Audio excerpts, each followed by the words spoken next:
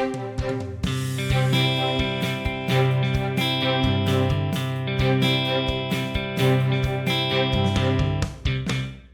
everyone. I'm County Executive Joe Parisi, and welcome to the latest Dane County Podcast.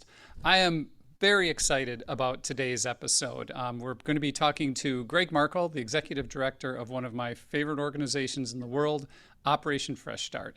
And with Greg today is Eric, who's a participant at Operation Fresh Start, who's going to give us his perspective on the journey through Operation Fresh Start. I personally have a great history with OFS. A while ago, I served on their board of directors for about 10 years. I was a tutor in their civics program for their GED and HSED students. And boy, this was one of those classic examples of you go into something, thinking that you're going to help them and maybe they can learn a little from you, when in fact what happened is I learned so much from them and I was so inspired by my experience at Operation Fresh Start that it led to a lot of partnerships with this organization as I progressed, through my political career. And as county executive, boy, we'll talk about some of the partnerships that we've entered in together, frankly, because this is one of the most effective programs that in organizations that are out there. So it's really such a value-added organization, to our community. And so I'm really excited to have these guys here today. Greg Markle, welcome. Thank you. Yeah, it's so great to have you. So Greg, you've been the executive director now, wow, since 2011. How time flies, huh? That's really amazing. So I was on the board of directors before Greg was the executive director. I worked with Connie Ferris Bailey, who was just an incredibly wonderful individual who built a lasting legacy and changed so many lives, and her work continues to change lives today. So, we're all grateful to the work Connie did, and we always want to make sure and honor her memory and everything that she contributed to this community and to probably thousands of young people. So Greg, OFS, boy, as an organization, it's been around a while, it's evolved, it's constantly evolving. Could you just give our listeners kind of an overview of Operation Fresh Start? Sure. Thank you, Joe. And thanks for the opportunity to be here. And thanks for mentioning Connie. She definitely was the prime builder of the organization. Operation Fresh Start has been in our community, Dane County, for 52 years. So it's an institution which many people know about. Our mission is to provide emerging adults a path to self-sufficiency through education, training, and mentoring. And we work with young people aged 16 to 24 who are perhaps not succeeding in a traditional school or not engaged in workplaces. So they often describe themselves as lost, stuck in between, unsure of what their future is. The reality is they're the future of our community. So there's over 4,000 young people who fit this sort of demographic in our community. Majority of them are people of color. Majority of them live in Madison, but we serve all of Dane County, and young people come to us from all of Dane County. We do our work in a number of different ways. We have a high school completion program called Legacy, which Eric is part of, where the young people receive their high school instruction and also some workplace instruction in construction and conservation while being at Operation Fresh Start. That's sort of the legacy, the core program, which we've been doing for 52 years. Since then, we've expanded because we realized that program fits many young people, but there's many more needs. In partnership with the county, we have a drive program for young people 18 and over to achieve their driver's license, because we know that that's the second most required prerequisite for employment in Dane County. We do a program called Career Escape, where we're just counseling young people 18 to 21 on how to achieve a career with the idea that they need a job now, but their goal is that long-term career. So we work on that program. And then we do a few other programs which are focused specifically on this population and some specific industries to help young people move forward and achieve career-level employment.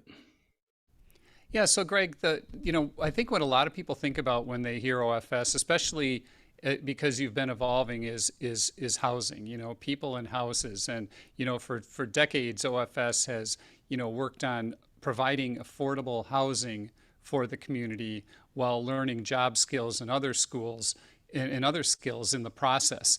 But, as important as the job and career aspect is, and it's critically important, OFS is more than that, isn't it? It's about more than simply learning those skills, how to swing a hammer, and how to do conservation work out in the field, et cetera. Would you like to talk about that a little bit? Sure. And you might have noticed during my brief intro, I didn't really talk about the 8,000 units of affordable housing we've done, or the miles of trails and park work which we've done in Dane County and City of Madison. To us, that's the work platform, and it's getting some great work done. But our center is helping young people transform.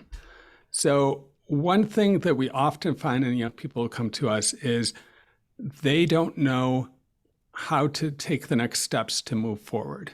And oftentimes they've felt as if the community or the school has seen them as not able to be successful. So by doing that construction work, by doing that conservation work, sure, we're building wonderful affordable housing. More importantly is we're building that young person's confidence and understanding of who they are and that they have value to give back to the community. When you build a house, it's there. You can drive by it, you can see it, it can be part of your community, and you did that for other people.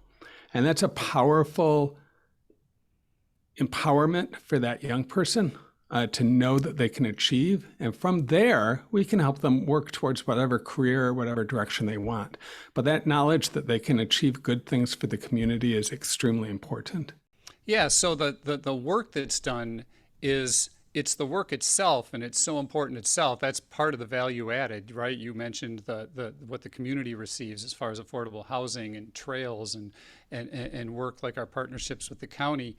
But the real value added is in unlocking the potential of the young people who participate, because we need people from every walk of life, people with every life experience, because they bring a perspective, a set of problem-solving skills, a way of looking at the world and approaching challenges that maybe some other folks don't. And we need all perspectives, right? We need the kids who are going to school and getting straight A's and graduating and going to college, and for whom that's a great fit.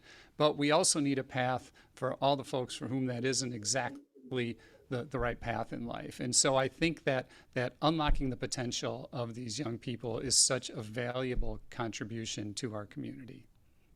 So speaking of those young people, we have one of them with us today. Eric is here with us today, and he's a current member of OFS, a current participant. And Eric, we are so thrilled that you're willing to step forward and talk to us about your journey and give us your perspective of OFS as someone who's in the program. So, maybe Eric, we could start out with, you could tell us whatever you would like to tell us about yourself, and maybe we could start with kind of like where were you at before OFS, and maybe kind of how did you end up there, and what were you doing beforehand? Thank you for having me. Like you guys were saying, OFS is a really good opportunity for young people. And where I was before OFS, I did my first year of high school, and that was kind of challenging. School has always been personally challenging for me. I really couldn't just find myself sitting still in the classroom. I've always been a hands-on learner, and so school was never really for me. So once it got to high school, freshman year, completing my freshman year, had horrible grades and never did any work. And then COVID hit, and it was like lockdown, quarantine, everything was shut down. And once school started back up again as virtual, I just totally didn't do it. That's technically when I dropped out, I would say. And one of my cousins told me about this program called OFS that he was doing, and it seemed very appealing and seemed like to help you a lot. So I checked it out. I went to my parents and I told them, hey, I'm going to do OFS. And funny enough, which I was telling Greg earlier, my parents actually did OFS when they were younger. That's great. So it's kind of funny how things worked out. So they kind of, if I told my parents they didn't really know what this program was and their son just kind of dropped out and he's like, hey, I want to do this thing. They really didn't know what it was. It would be different, but they knew what OFS was. It helped them too in the past when they were my age. So they were more willing to let me do it. So I joined OFS, and ever since then, it's been good. That's great. So what's it like now? How about now? Your life, your experience at OFS. It's been good. I mean, it was definitely for a period of time. I wasn't going to school. I was at home all day, not doing anything, didn't have a job. My mom was like, you need to get on your stuff. So I was like, okay, I got you. Now I'm doing OFS, working every day, except for Fridays, but I'm working with my dad on Fridays. Hmm. So I'm being productive. They definitely help you get that kind of drive that you need, like you got to motivate yourself, of course, to show up every day, but having that kind of like, okay, I got to get up in the morning and go to work and I got to get this work done and then I'm off. They help you build that um, kind of what my supervisor says, like work readiness, like, employable skills. They help you with all of that. So it's definitely benefited. I've benefited from OFS. I'm only like 3 months in, but I've learned a lot. So yeah, they definitely help you build skills, and they've helped me build that kind of routine and that what's the word? They help you build that kind of consistency. Hmm. That makes sense. So what are your days like? What kind of things do you do with your time at OFS?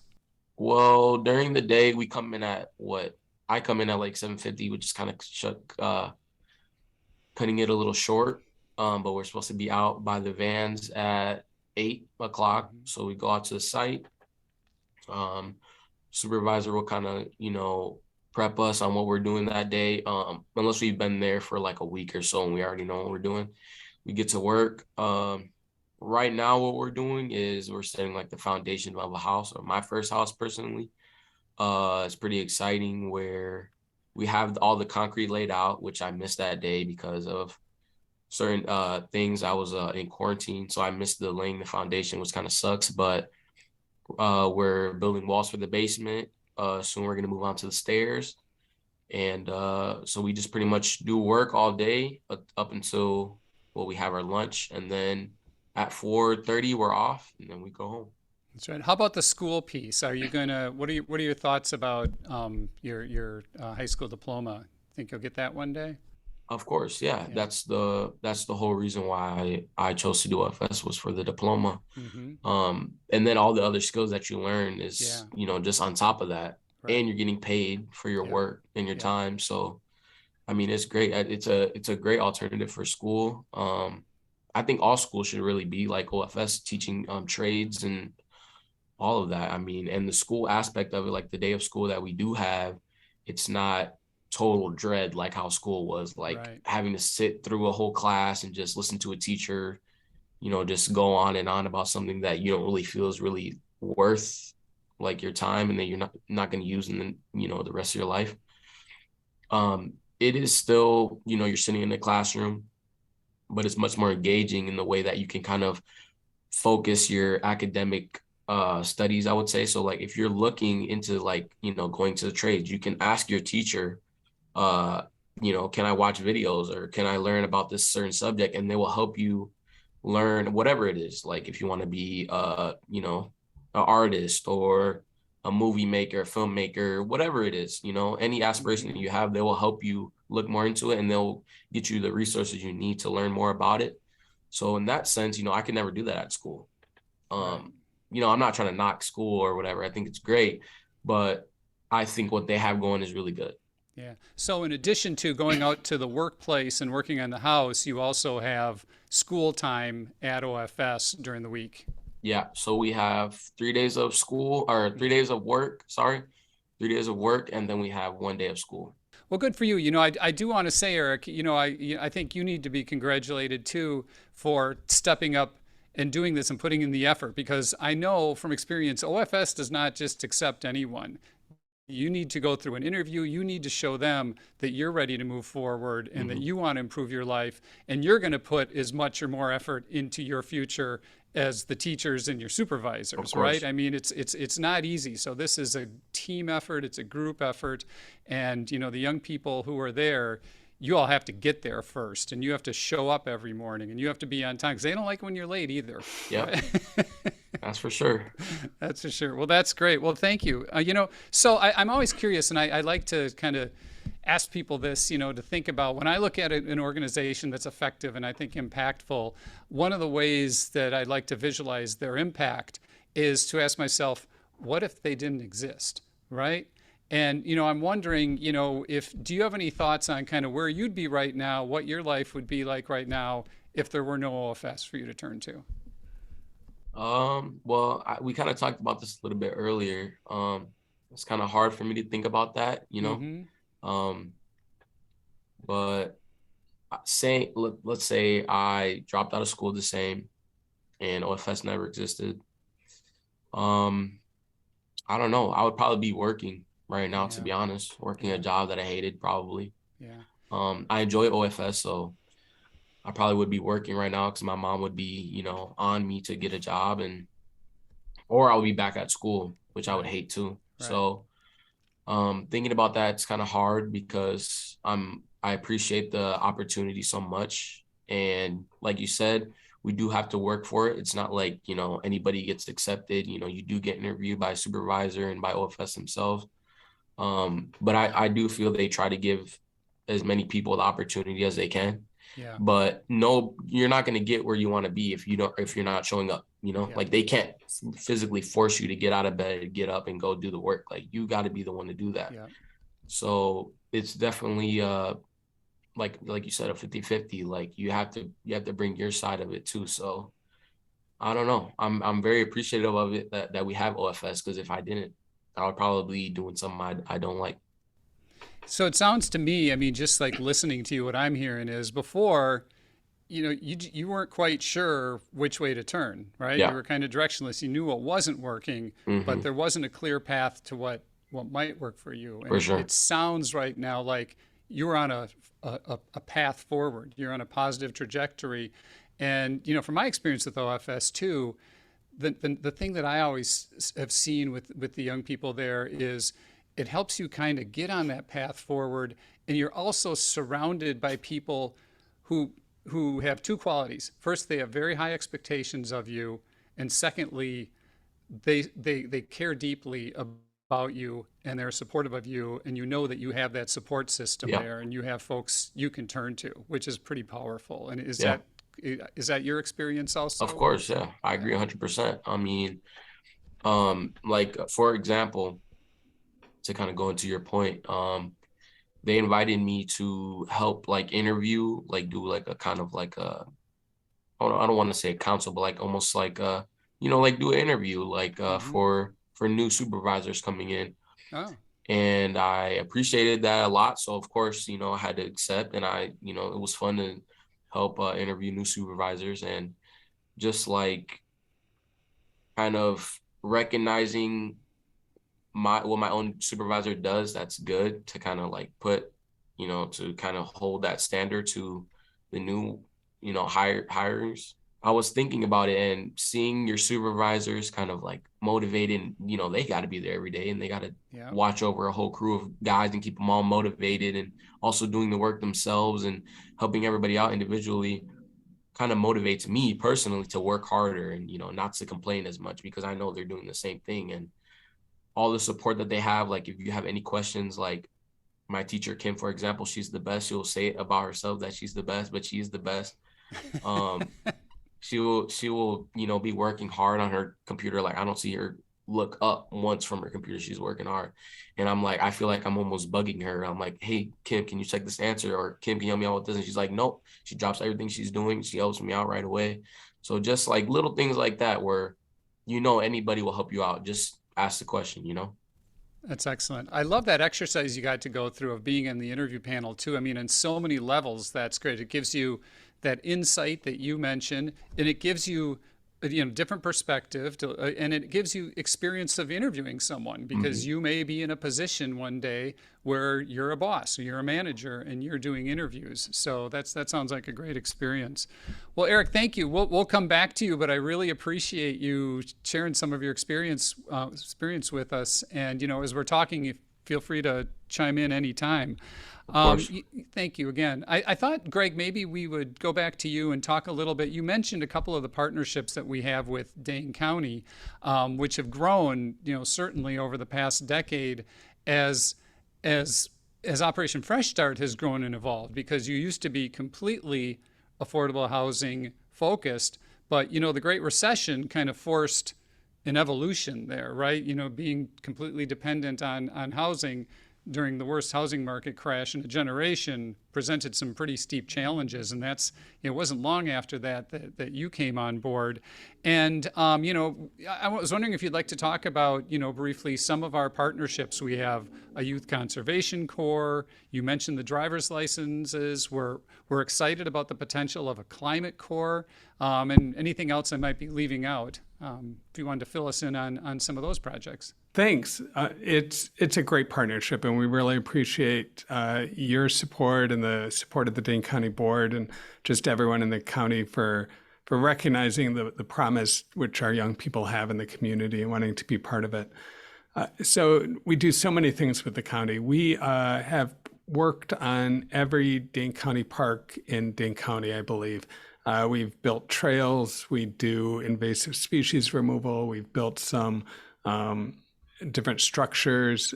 We actually transitioned an 1840s farmhouse into a welcome center. So some really deep projects.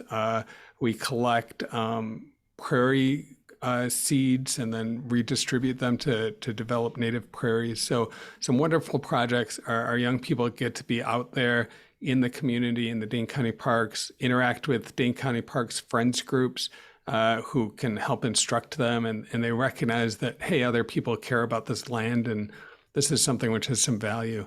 So that's a really wonderful partnership. From there, Dane County was instrumental in developing the Conservation Academy, which is the next step for the young people who want to go into those careers.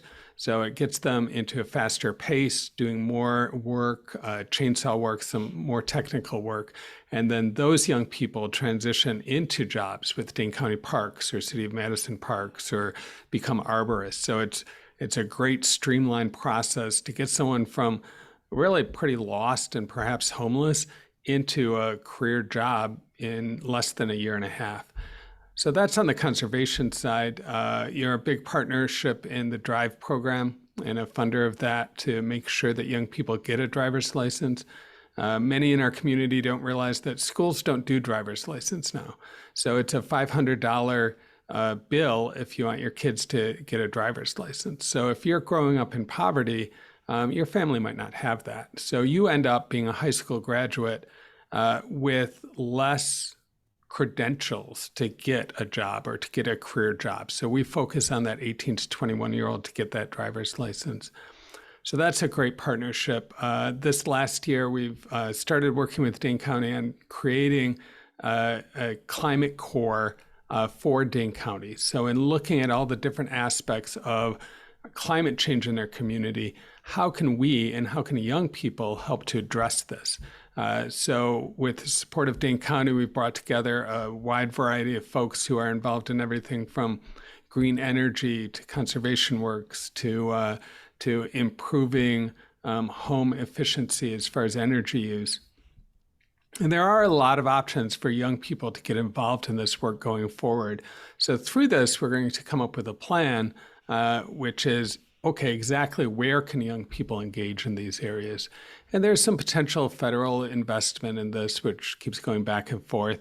But more important is having a plan, we can engage the community. And engage the community, yes, we want to mitigate this climate change. How can we do that?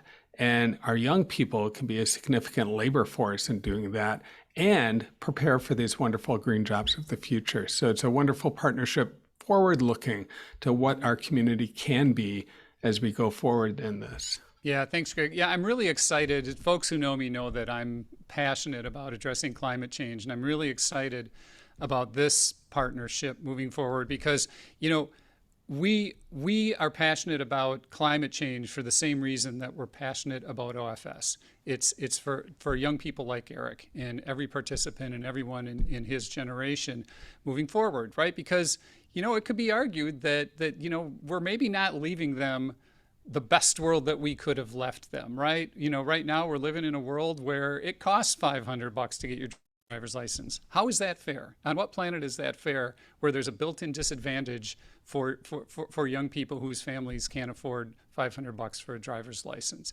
You know, when we look at the climate challenge, you know, in what world is it fair that these young people are coming up and saying, thanks a lot, now this is what I have to deal with for the coming decades? You know, the good news is that for all of this, all of these issues, it's not too late. And there's a lot of positive work going on and a lot of positive work that we can do.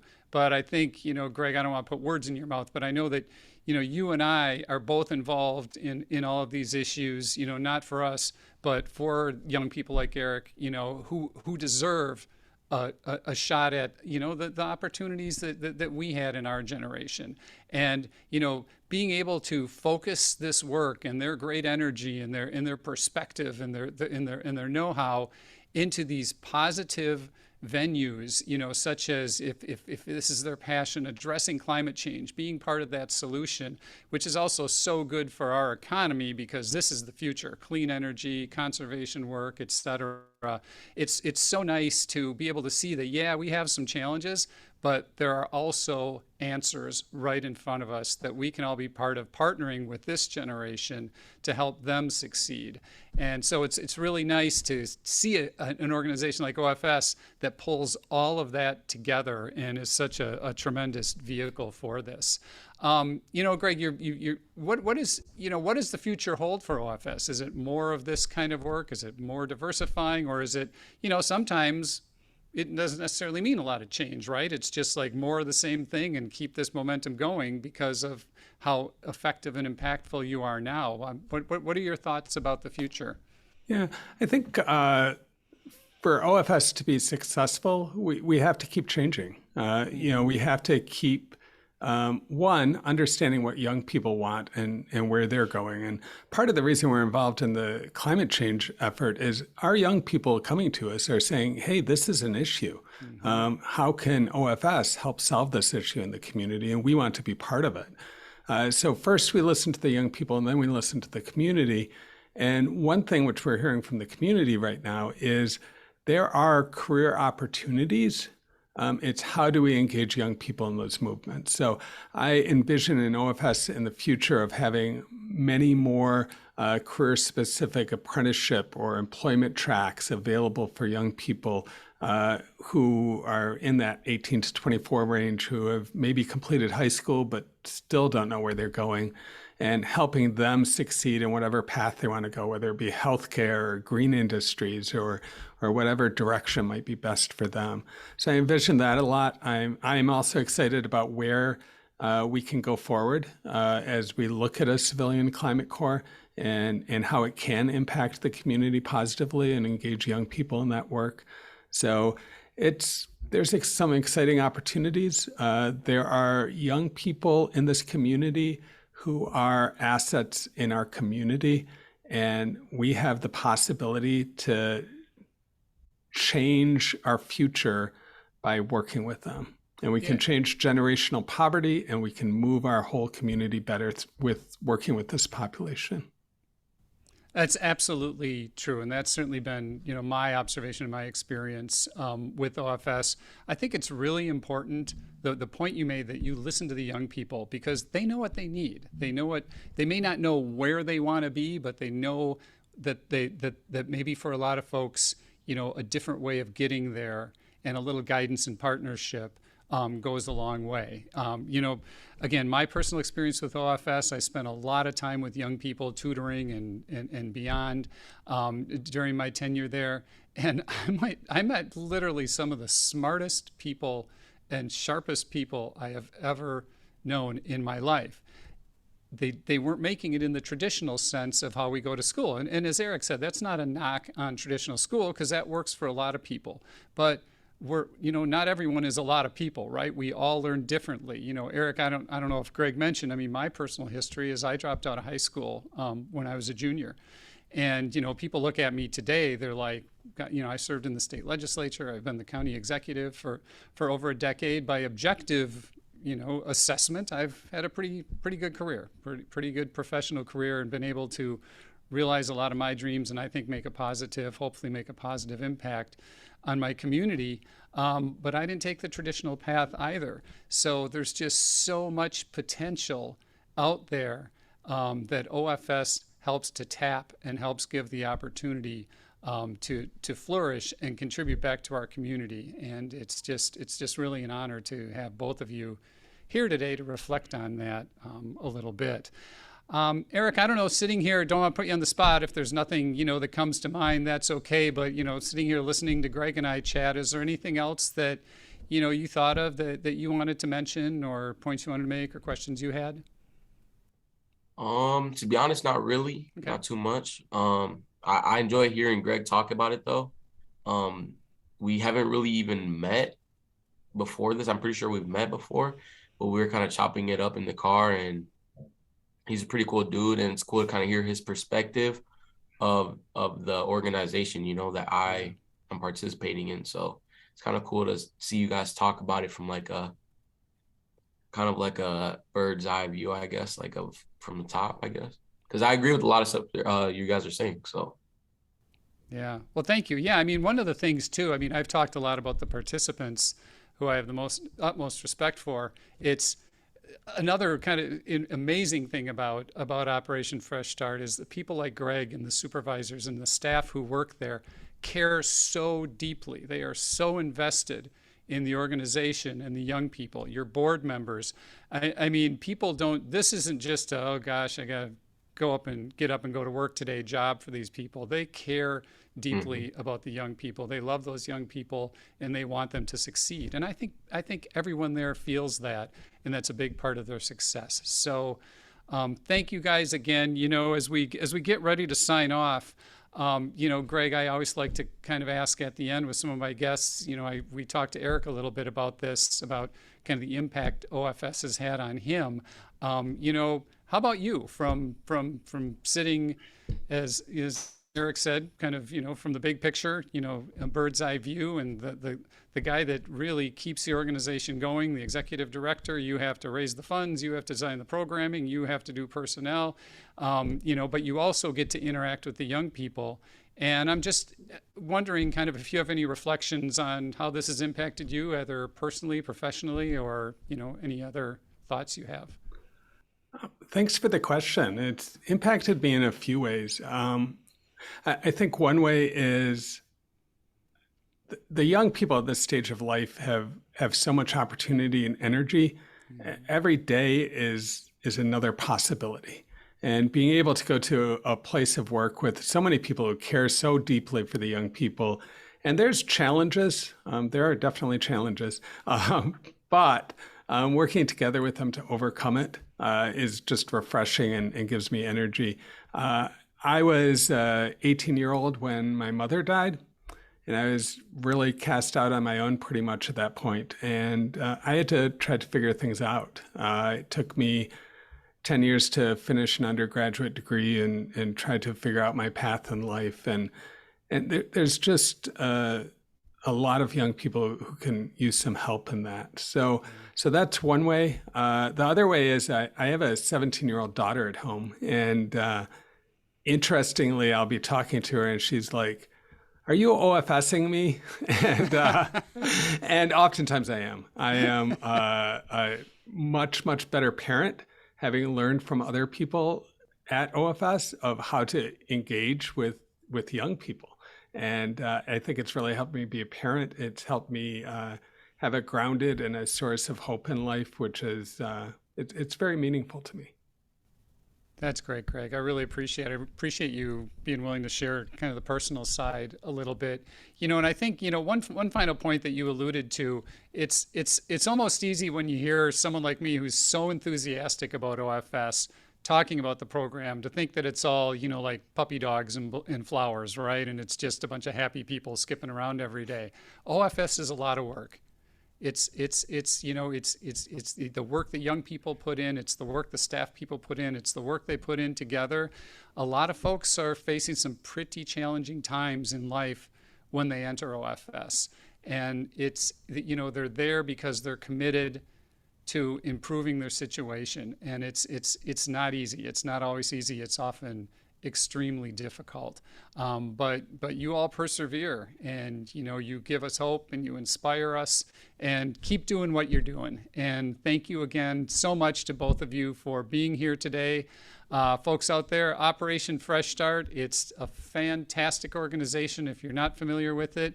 Hopefully today has given you a little insight. Visit their webpage. If you want to become a supporter of theirs and make a contribution, our local nonprofits can always use the help. Feel free to, and Greg didn't ask me to say that, but it's a valuable investment.